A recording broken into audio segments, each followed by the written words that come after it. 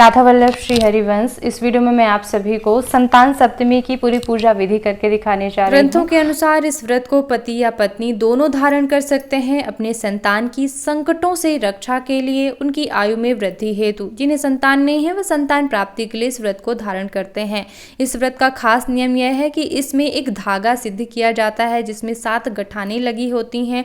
यह धागा सोने, चांदी, दूर्वा घास या कच्चा सूत, कपास का भी हो सकता है, जिसे सिद्ध करके अपने हाथों में बांधा जाता है संतान की रक्षा के लिए।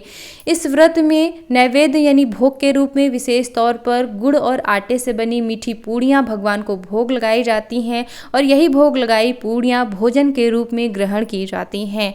चलिए जानते हैं इस व्रत की पूजा कैसे की जाती है। तो पूजा की तैयारी के लिए जिस भी स्थान पर आप बैठकर पूजा करना चाहते हैं वहाँ थोड़ा सा गोबर से लीपकर या गंगा जल डाल करके जमीन को शुद्ध कर लें और फिर स्वच्छ वस्त्र पहनकर श्रृंगार कर लें, आलता लगा लें, सुहागने चूड़ी पहन लें, सिंदूर इत्यादि पहनकर तैयार होने के बाद एक आसन बिछाकर बैठ जाएं। और अब सबसे पहले अपने आप को पवित्र कर लेना चाहिए। तो कुश या फिर फूल की मदद से अपने ऊपर 3 बार जल डालते हुए गंगा माँ का ध्यान करके पवित्रीकरण करें और फिर आचमन करना चाहिए। तो आचमन करने के लिए हाथ की मुद्रा ध्यान रखिएगा। उल्टे हाथ की मदद से सीधे हाथ में जल डालते हुए ओम केशवाय नमः, ओम माधवाय नमः, ओम नारायणाय नमः इस प्रकार से 3 बार जल ग्रहण करने के बाद चौथी बार ओम ऋषिकेशाय नमः बोलते हुए हाथों को धो लेना है। फिर हाथों को अच्छी प्रकार से पोंछने के बाद चौकी के ऊपर लाल या पीला वस्त्र बिछाएंगे भगवान को आसन प्रदान करने के लिए। या तो आप मिट्टी का शिवलिंग तैयार कर लें या फिर घर के मंदिर में जो शिवलिंग हो उन्हें बेलपत्र पर आसन प्रदान करें। वैसे जो है मिट्टी के शिवलिंग का ही अधिक महत्व होता है। और फिर पान के पत्ते के ऊपर आसन देकर यहाँ पे हमने बड़ी सुपारी में जो है गणेश जी का प्रतीक बनाया है और हल्दी की गांठ से हमने गौरी माता का प्रतीक बनाकर उन्हें आसन दिया है। अब इसके बाद हम कलश की स्थापना के लिए धरती पर अष्टदल कमल बनाएंगे। ये अष्टदल कमल बनाने के बाद अब कलश रखने के लिए कलश के गले में मौली धागा जरूर बांध लें, स्वास्तिक बना लें। फिर कलश के अंदर जल डालें, गंगा जल डालें और गंगा, यमुना, गोदावरी जो भी नदियां याद आएं कलश को ढककर थोड़ा सा उनका ध्यान कर लें। फिर इसके अंदर चावल, फूल, हल्दी, सुपारी और दक्षिणा डालनी चाहिए, वो हम डालेंगे। और फिर आम के पत्ते लगाकर सप्तधान्यों में से कोई धान्य रखा जाता है कलश के ऊपर। हमने यहाँ पर जवा रखे हैं, आप चाहें तो चावल भी रख सकते हैं। दीपक रखने के साथ ही दीप कलश का निर्माण हो जाता है। दीप नारायणाय नमः बोलते हुए दीपक प्रज्वलित करेंगे और फिर पूजन करने का संकल्प लेंगे। ध्यान दीजिएगा, व्रत करने का संकल्प सुबह लिया जाता है कि हम व्रत कर रहे हैं इस मनोकामना के लिए, लेकिन जब पूजा करते हैं तो पूजा का भी संकल्प लिया जाता है। हाथ में चावल, फूल, कुशा लेकर के जल डाल लीजिए और थोड़ा सा प्रार्थना कहनी है कि मैंने जो संतान सप्तमी का व्रत किया है उसकी पूर्णता के लिए आज संतान सप्तमी के दिन ही कलश सहित गौरी, गणेश और भगवान भोलेनाथ के पूजन करने का संकल्प लेती हूँ। ऐसा बोल करके आपको संकल्प इस प्रकार से रखना है। देखिए मुद्रा देख लीजिए, ठीक है। और कुछ आप वापस उठा सकते हैं पूजा के लिए। और अब हाथ में चावल, फूल लेकर के सभी देवी देवताओं को बुलाने के लिए आवाहन में प्रार्थना बोलिएगा कि हे गौरी, गणेश, हे कलश के सभी देवी देवताओं, हे भगवान भोलेनाथ, संतान सप्तमी व्रत के पूजन हेतु मैं आप सभी का आवाहन करती हूँ। कृपया करके यहाँ विराजमान हो और हमारी पूजा विधियाँ स्वीकार करें। ऐसा कहते हुए ध्यान करना है। गंगणपतये नमः, गौरी देव्यै नमः, शिवाय नमः, वरुणाय नमः। और सभी से प्रार्थना करनी है कि वो फूलों का, बेलपत्र का और भगवान आसन स्वीकार करें। और अब हम इन सभी चूड़ियों को भी यहाँ पर रख देंगे क्योंकि व्रत कथा पुस्तक में जो भी चूड़ी हम पहनना चाहते हैं उसका भी पूजन षोडशोपचार से कहा गया है। पूजा प्रारंभ करने के लिए गौरी, गणेश से प्रारंभ करके सभी को हम जल अर्पित करेंगे, जल से स्नान कराएंगे। 4 बार सभी को जल अर्पित किया जाता है। कलश में भी जल अर्पित करने के बाद हम भगवान भोलेनाथ का जल से अभिषेक करेंगे। शिवाय नमः, शिवाय नमः, शिवाय नमः बोलते हुए फिर हम थोड़ा सा चूड़ियों में भी इस प्रकार से जल छिड़क देंगे।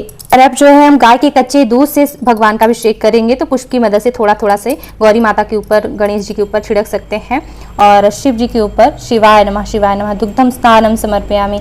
इसके बाद जो है इन पूरी चूड़ियों पर हम गाय का कच्चा दूध डाल देंगे क्योंकि गाय के कच्चे दूध में ही जो है ये चूड़ी बताई गई है। फिर शुद्धोदक स्नान जल से कराना चाहिए, तो पुष्प की मदद से, और सभी में जो है इस प्रकार से जल अर्पित कर देना है। फिर हम भगवान को पंचामृत से अभिषेक कराएंगे। दूध, दही, घी, शक्कर, शहद सब मिला लीजिए और अभिषेक करिए। पंचामृतम स्नानम समर्पयामि बोलते हुए और पंचामृत से अभिषेक के बाद पुनः जो है शुद्धोदक स्नान जल से अवश्य करवाना चाहिए। शिवाय नमः, शिवाय नमः, शिवाय नमः। इन चूड़ियों में भी थोड़ा सा जल अर्पित कर देंगे। स्नान आदि के बाद अब हम भगवान को वस्त्र की भावना से मौली धागा अर्पित करेंगे। भगवान भोलेनाथ को श्वेतांबर कहा जाता है, उन्हें सफेद कच्चा सूत अर्पित करिएगा। भगवान श्री गणेश को पीला यज्ञोपवीत और भगवान भोलेनाथ को जो है सफेद आप यज्ञोपवीत यानी जनेऊ अर्पित कर सकते हैं। और कलश में भी वस्त्र अर्पित करने के बाद श्रृंगार में ध्यान दीजिएगा, जो चीज़ें जिन्हें प्रिय होती हैं वही हमें लगाना चाहिए। जैसे कि हल्दी, सिंदूर गौरी गणेश दोनों को प्रिय होता है, दोनों को सिंदूर ज़रूर लगाना चाहिए। आप कुमकुम रोली जो है वो कलश में अर्पित कर सकते हैं, चंदन अर्पित कर सकते हैं, लेकिन भगवान भोलेनाथ को ध्यान दीजिएगा सफ़ेद चंदन ही प्रिय होता है, तो उन्हें सफ़ेद चंदन ही जो है आप इस तरह से इसको पीस लीजिए जो सफ़ेद चंदन आता है और सफ़ेद चंदन अर्पित करिए।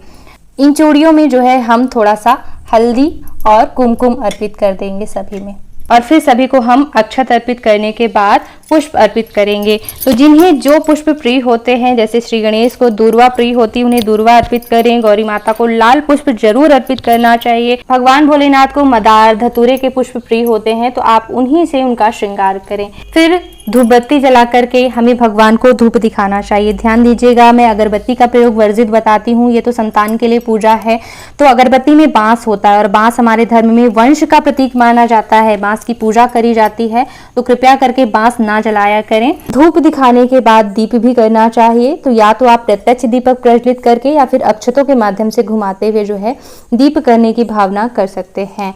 धूप दीप अर्पित करने के बाद जैसा कि इस व्रत में विशेष नैवेद्य होता है मीठे पुए, जो कि गुड़ और आटे से मिलाकर बनते हैं, तो ये मीठे पुए ही जो है भगवान को अर्पित किए जाते हैं और एक प्रसाद स्वरूप सभी को बांट दिया जाता है, दूसरा जो है खा करके व्रत खोला जाता है। ठीक है, साथ ही साथ आप मौसमी फल भी भगवान को अर्पित कर सकते हैं, क्योंकि व्रत हमारा है। ठीक है, तो हमें केवल पूरियां ग्रहण करनी है, भगवान को तो हम फल भी अर्पित कर सकते हैं।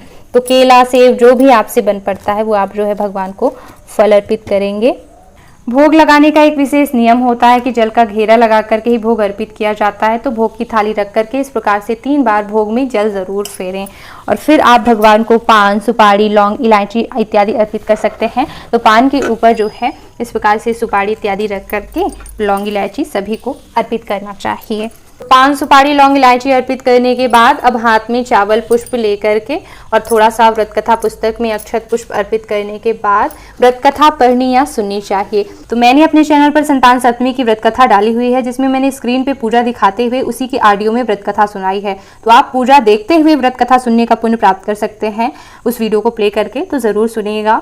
कथा सुनने के बाद, पढ़ने के बाद जो है आप भगवान को अक्षत इत्यादि अर्पित करें जो आपने हाथ में लिए थे, और फिर आप हवन कर सकते हैं। वैसे तो पति पत्नी साथ बैठ करके हवन करना चाहिए, लेकिन फिर भी अगर जिन्हें संतुष्टि नहीं होती बिना हवन किए पूजा में, तो वो हवन कर सकते हैं घी गुड़ के माध्यम से, या फिर जो भी आपने भोग बनाया है वो अर्पित करके। तो इसके लिए अग्नि प्रज्वलित करके अग्निदेव का जल घुमाते हुए चंदन अक्षत पुष्प से पूजन कर लेना है, और फिर आहुति देने के लिए आग्नेय स्वाहा, गंगणपतये स्वाहा, गौरी देव्यै स्वाहा, शिवाय स्वाहा, वरुणाय स्वाहा, शिवाय स्वाहा, इस प्रकार से आहुति देकर जल घुमाते हुए हवन संपूर्ण करें। हवन करने के बाद तो आरती करने के लिए दीपक प्रज्वलित करके जल घुमाते हुए थोड़ा सा चंदन पुष्प इत्यादि से दीप देवता का भी पूजन कर लें, और फिर खड़े होकर विधिवत रूप से भगवान भोलेनाथ की आरती करनी चाहिए। आरती करने के बाद अपने स्थान पर गोल गोल घूमते हुए प्रदक्षिणा करें, और फिर भगवान से क्षमा याचना करनी चाहिए कि पूजा पाठ व्रत इत्यादि में कोई गलती हो गई हो तो भगवान उनके लिए क्षमा करिएगा, लेकिन पूजा विधियां स्वीकार करिएगा। इसके बाद जो है हाथों में फूल लेकर के भगवान को पुष्पांजलि अर्पित करनी चाहिए।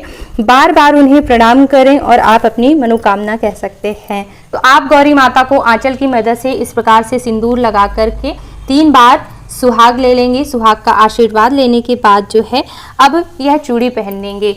तो इस चूड़ी को पहनने की विधि मैं आपको बता देती हूँ। सबसे पहले हम इसे थोड़ा सा जल से शुद्ध कर लेंगे इस प्रकार से। वैसे व्रत कथा पुस्तक में ब्राह्मण के हाथ से पहनने के लिए बताया गया है, लेकिन अगर आप किसी और महिला के साथ पूजा कर रहे हैं तो उनके हाथों से पहनेंगे, ठीक है। अपने से नहीं पहनने को लिखा तो नहीं है, बाकी आपसे जो भी संभव हो पाए। ध्यान दीजिएगा, इस चूड़ी पहनने का नियम ऐसा नहीं है कि जैसे हम चूड़ी पहनते हैं ऐसे वैसे नहीं पहनना होता है। इस चूड़ी को ऐसे फैला करके पहनना होता है। मैं आपको ब्राह्मण के हाथों से ही चूड़ी पहनकर जो है दिखला देती हूँ। ये देखिए, सबसे पहले इस प्रकार से फैलाई जाती है चूड़ी और इस प्रकार से पहनी जाती है, ना कि इधर से। ठीक है, कभी भी ऐसे मत पहनिएगा, फैलवा करके ही पहनी जाती है। ये हमने चूड़ी धारण कर ली है, ये वाली तो हमें ऐसे ही पहननी होगी, थोड़ा सा जल से शुद्ध करके जो है आप इसे ऐसे ही धारण करें, क्योंकि ये तो पूरी बनी हुई है। लेकिन धागा भी बांध दीजिए, तो है आपको दूसरी महिला से बंधवा लेना है।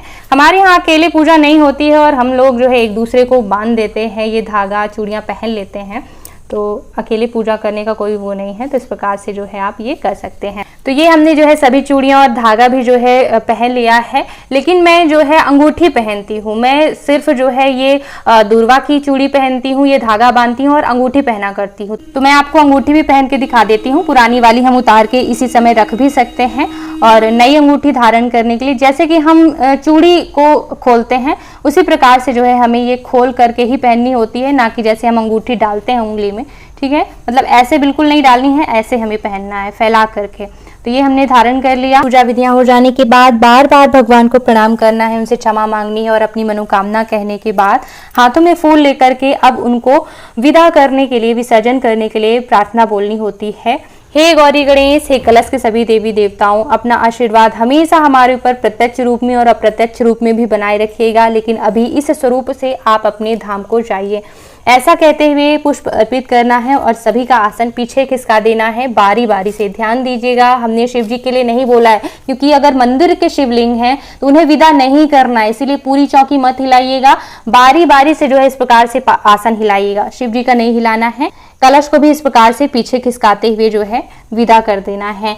शिवलिंग जो है आप अच्छी प्रकार से निकाल करके और अपने मंदिर में विराजमान कर सकते हैं। अगर वो मंदिर के हैं और मिट्टी के शिवलिंग हैं तो उन्हें भी बोल दीजिएगा कि आप भी जो है अपने धाम को जाइए। फिर जो है उसमें गमले में या फिर नदी में सारी सामग्री विसर्जित कर सकते हैं। ये सभी पूजा विधियां हो जाने के बाद ध्यान दीजिएगा, अगर आप पूजा से उठना चाहते हैं तो यूं ही आसन छोड़ के नहीं जाया जाता है, क्योंकि जहां पर हम पूजा करते हैं वहां हमारे पूजा की ऊर्जा उत्पन्न हो जाती है। तो जिस आसन पर बैठकर पूजा कर रहे हैं उसको थोड़ा सा पीछे खिसकाकर आसन के नीचे जल डालिएगा और यही आसन के नीचे डाला हुआ जल 3 बार माथे पे लगा लिया जाता है। ये विधि करने के बाद ही आसन उठाकर आपको जाना होता है। आप इस विधि को जरूर करें। इसी तरह से मैं हर पूजा पाठ, धर्म, भक्ति, रिश्तों में सामंजस्य को लेकर के भी वीडियो देती रहती हूँ। एक बार चैनल पर जरूर आइएगा, बहुत महत्वपूर्ण वीडियो है, देखिएगा। और इस वीडियो को देखने के लिए बहुत बहुत धन्यवाद। राधे राधे।